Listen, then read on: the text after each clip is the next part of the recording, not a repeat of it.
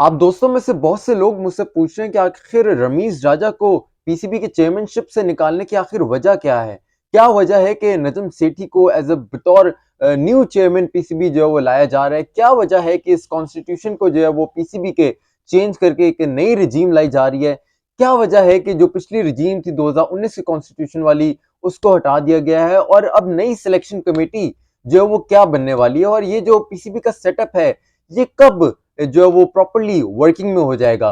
तो देखिए इस तमाम सवालात के जवाबात आपको मैं इस वीडियो में दूंगा। पहले तो मैं आपको बता चलूं कि आखिर क्यों रमीज राजा को इस कुर्सी से बरतरफ किया गया है। देखिए यहाँ रमीज राजा होते या कोई भी होते, एक्स वाई जी कोई भी होता, उसको इस कुर्सी से बरतरफ कर दिया जाता। और ये जो एक पकड़ी थी ना बात के कब आखिर नई रिजीम आएगी, क्योंकि जब ये नए प्राइम मिनिस्टर आए हैं शहबाज शरीफ, इसके बाद से ये बातें चलना जरूर शुरू हो गई थी कि अब नजम सेठी की पीसीबी के एज चेयरमैनशिप जो है वो वापसी होगी। लेकिन कब होगी इसका मालूम हमें नहीं हो रहा था, क्योंकि एक प्रॉपर इसकी कैंपेन जो है वो चलना शुरू हो गई थी। लेकिन अब ये जब एक तो पिचेस की कंट्रोवर्सी सामने आई और जो पाकिस्तान ने इंग्लैंड के खिलाफ जो व्हाइट वॉश शिकस्त जो उसका सामना करना पड़ा है, तो ये इस मौके का फायदा उठाते हुए मौके पे चौका मारा है। और जो गवर्नमेंट है उसने अपने जो कॉन्स्टिट्यूशन चेंज की है, समरी मूव की है, समरी मंजूर की है, और उसके बाद एक जो है वो नया 14 रुकनी 14 मेंबर मैनेजमेंट कमेटी जो है उसको तश्कील दिया है। और उसमें शाहिद खान अफरीदी भी उनमें एक नाम है और नजम सेठी जो है उसकी सरबराही कर रहे हैं। और इसका आखिर मकसद क्या है पीसीबी में आने का? देखें इनका जो मकसद है, जो इन्होंने एक स्टांस लिया है अपने बयानात से, अपनी स्टेटमेंट से, इन्होंने ये कहा है कि जो पुराना कॉन्स्टिट्यूशन जो 2014 का था वो एक्चुअली बेस्ड था डिपार्टमेंट क्रिकेट और रीजनल क्रिकेट पे, जिसमें 16 रीजन्स होते थे और 8 डिपार्टमेंट्स होते थे। और 8 जो वो डिपार्टमेंट्स जो थे वो रेलीगेशन या सेकंड डिवीजन जिसे हम कहते हैं उसमें होते थे।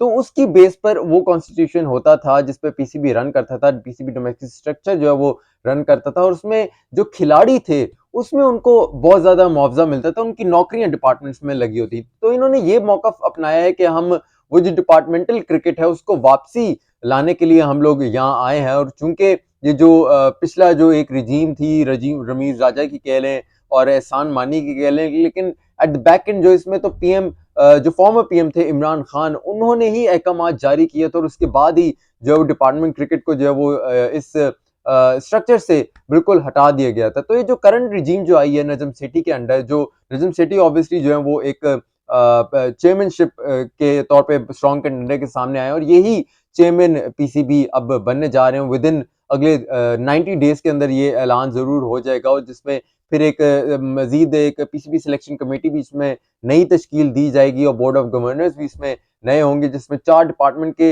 रिप्रेजेंटेटिव्स होंगे और 4 जो है वो रीजन्स के रिप्रेजेंटेटिव्स होंगे। लेकिन ये जो इन्होंने एक वजह आखिर इसकी जो है वो यही बनी है कि जो डिपार्टमेंट क्रिकेट को जो रिवाइव करने के लिए इन्होंने एंट्री मारी है पीसीबी में। अब इसमें बातें आ रही हैं, एक अनफॉर्चुनेट बात थी ऑब्वियसली, क्योंकि रमीज राजा जो है वो एक मोहरा बन गए।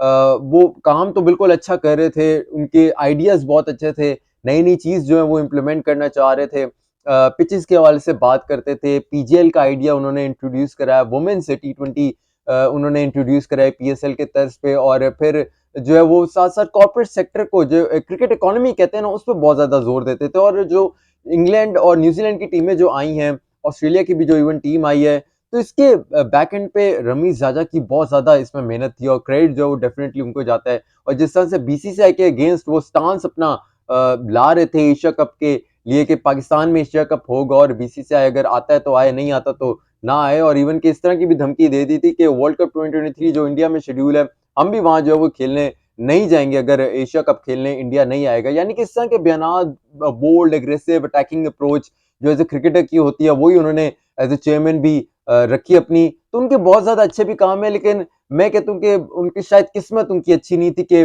15 महीनों बाद ही उनकी रिजीम जो है वो चेंज हो गई, उनको पीसीबी से निकाल दिया गया है। और मैंने पोल भी इस हवाले से अपने ट्विटर अकाउंट पे करवाया, तो उस पर मिला जुला रुझान मुझे देखने को मिला, क्योंकि 58% जो है वो लोग तकरीबन 14,000 वोट्स में से उन्होंने रमीज राजा को वोट किया था कि ही इज बेटर चेयरमैन, जबकि 42% लोगों ने नजम सिटी को वोट किया कि he is the better chairman. तो मिली जुली रुझान है, इसको वेलकम भी कुछ लोगों ने किया, इंटरनेशनल क्रिकेटर्स ने जो पाकिस्तान खेले हुए हैं उन्होंने वेलकम किया, और जो डोमेस्टिक क्रिकेटर्स हैं उनकी जानिब से जो है वेलकम इस वाकई इस जो डिसीजन है उसको किया गया है, क्योंकि डिपार्टमेंट्स के ज़रिए जो रोज़गार है क्रिकेटर्स का वो वापस आएगा और यही लेकर ये जो नई जो रिजीम आने वाली है निज़ाम सिटी के अंदर, ये इसी उसके साथ जो है वो मोटिव के साथ पीसीबी में आई है। और जो सिलेक्शन कमेटी की आपको मैं बताया था कि इंटरिम सिलेक्शन कमेटी आखिर कौन सी बनने वाली है, तो मोहम्मद वसीम जो करंट चेयरमैन चीफ सेलेक्टर हैं उनको रिमूव कर दिया जाएगा और उनके साथ साथ जो डायरेक्टर इंटरनेशनल जाकिर खान उनके भी जो है मुश्किलात का सामना उन्हें भी ज़रूर करना पड़ेगा। और जो इंटरिम सिलेक्शन कमेटी होगी वो शोएब अख्तर, इंज़माम उल हक और शाहिद आफरीदी के नामों पर जो है वो इन्हिसार किया जा रहा है। उनको इंक्लूड करके जो है वो आगे जब तक एक प्रॉपर बोर्ड और प्रॉपर एक टीम जब तक तश्कील नहीं दी जाती तो इनकी खदमात हासिल करके जो है वो सिलेक्शन इसमें की जाएगी। खैर आप मुझे बताएं कि क्या रमीज राजा को हटना चाहिए था चेयरमैनशिप से या नहीं हटना चाहिए था? नजम सेठी अच्छे चेयरमैन साबित होंगे या नहीं होंगे? आप अपनी फीडबैक से जरूर आगाह कीजिएगा कमेंट सेक्शन में। अपना बहुत सारा ख्याल रखिएगा और फिर उसको इजाजत दीजिए। अल्लाह हाफिज।